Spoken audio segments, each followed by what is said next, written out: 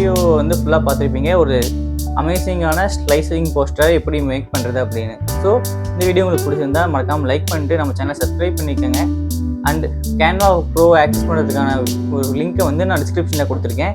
ஸோ அதை கிளிக் பண்ணி அதை சம் ப்ரொசீஜர்ஸ்லாம் கேட்கும். அதை கம்ப்ளீட் பண்ணிட்டீங்கன்னா உங்களுக்கு கேன்வா ப்ரோ ஆக்சஸ் பண்ணுறதுக்கான லிங்க் வந்து உங்களுக்கு கிடைக்கும். அதில் வந்து அந்த வெப்பேஜில் போயிட்டு கீழே ஸ்க்ரோல் பண்ணிங்கன்னா டீம்ஸ் இருக்கும். அதில் வந்து எந்த டீம்ஸில் வந்து வேகன்சிஸ் இருக்கோ இந்த டீம்ஸில் நீங்கள் ஈஸியாக ஜாயின் பண்ணிக்கலாம். ஈஸியாக ஜாயின் பண்ணி நீங்கள் ஃப்ரீயாக கேன்வா ப்ரோ ஆக்சஸ் பண்ணிக்கலாம். அண்ட் இன்னொரு ப்ரோ டிப் என்னென்னா, நீங்கள் அந்த கேன்வா ப்ரோ ஃப்ரீ வெர்ஷனை யூஸ் பண்ணி நீங்கள் என்னென்னலாம் டிசைன் பண்ணுறீங்களோ அதை உங்கள் மெயின் அக்கௌண்ட்டுக்கு ஷேர் பண்ணி வச்சுக்கோங்க. ஸோ அதனால உங்கள் டிசைன்ஸ் மிஸ் ஆகாமல் இருக்கும். ஸோ இந்த வீடியோ உங்களுக்கு பிடிச்சிருக்குன்னு நான் நம்புகிறேன். ஸோ இதே மாதிரி நான் வேறு என்ன டாபிக்ஸ்லாம் பேசணும். கேன்வாவோட full tutorial, Canva free and Canva ப்ரோவோட ஃபுல் டுட்டோரியல் உங்களுக்கு வேணும்னு நினச்சிங்கன்னா மறக்காமல் கீழே கமெண்ட்ஸில் மென்ஷன் பண்ணுங்கள். அண்ட் வேறு ஏதாவது விஷயத்தை பற்றி நான் பேசணும் அப்படின்னு நினச்சிங்கனாலுமே மறக்காமல் கீழே கமெண்ட்டில் மென்ஷன் பண்ணுங்கள். அண்ட் கேன்வாவில் டிசைன் பண்ணுறவங்க கிராஃபிக் டிசைனர் ஃப்ரெண்ட்ஸாக இருந்தாலும் சரி, மற்றவங்களா இருந்தாலும் சரி, கேன்வா கற்றுக்கணும்னு ஆசைப்படுறவங்களா இருந்தாலும் சரி, அவங்களுக்கு இந்த வீடியோவை ஷேர் பண்ணுங்கள்.